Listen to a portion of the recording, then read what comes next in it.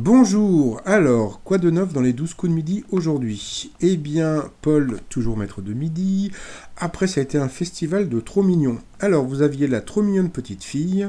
Après, vous aviez la trop mignonne mademoiselle qui portait une coiffe. Alors, je sais pas si c'était une coiffe antillaise ou africaine, mais avec des créoles. Et vous aviez donc les deux copines ou les deux sœurs, je ne sais pas, qui étaient vraiment trop mignonnes. Et vous aviez aussi Micheline et Michel Lelu, donc voilà, comment dire, qui ont été un petit peu les boucs émissaires de, comment dire, de la matinée, mais bon, ça a été assez sympathique. Paul nous a expliqué que la fête de la musique, bah, il aimait bien, mais quand il était enfermé dans sa chambre, parce qu'il n'aime pas quand il y a trop de monde. Au coup d'envoi, donc, bon, la question qui disparaît mystérieusement dans le conte Barbe Bleue, bon, c'était des femmes. Vous aviez après Anne qui a chanté une chanson avec son ukulélé. Qu'arrive-t-il à une femme qui est victime de man-interrupting? Donc c'est quand on lui coupe la parole.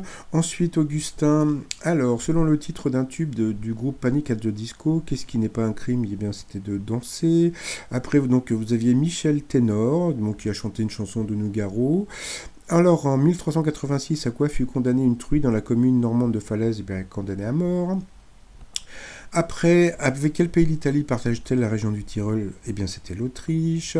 Pour quelle raison le pin islandais appelé Rugg Bravo est-il surnommé pin tonnerre? Parce qu'il provoque des flatulences.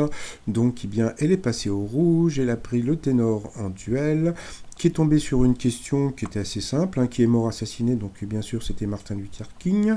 Après au coup par coup, donc voilà, au début c'était des questions un peu, voilà, un peu basiques. Et puis bon bah après donc ça a été des questions sur Kenvy. Et puis bah d'un seul coup, bah voilà, il est apparu. Jean-Luc lui a montré comment dire la fameuse vidéo où le petit gamin dansait sur la chanson, donc c'était vraiment trop mignon. Après Kenvy a chanté sa dernière chanson. Ensuite, eh bien, Paul est passé à l'orange parce que voilà, donc il est tombé sur une question qui n'était pas de littérature. Et puis bon, pour éviter qu'il passe au rouge, donc voilà. Après, ça a été des questions sur la Martinique puisqu'il a vécu à la Martinique. Après, c'était des questions sur la littérature de Stendhal parce que bon, voilà, ça y est là. Et puis du coup, Augustin est passé au rouge. Il a pris le ténor en duel, qui est tombé sur une question qui n'était pas évidente, qui semblait évidente. Quelle épreuve sportive opposant les équipes d'Oxford et Cambridge a vu sa première édition se dérouler en 1873? Eh bien, tout le monde, comme moi, ou même comme lui aurait dit une course d'aviron, en fin de compte c'est un match de foot. Donc bon bye bye. Après donc au coup fatal, Augustin et Paul se sont retrouvés en duel. Donc voilà, comme d'habitude, Paul a gagné, serrage de main, petit doigt en l'air. Après comment dire, Paul nous a fait un petit coup de maître à 10 000 euros. Donc rebonjour aux jolies demoiselles. Donc voilà, donc il était très content de gagner. Il nous a dit que dans la vitrine, comment dire, le cadeau qu'il voulait le plus, c'était le jeu des chevaux.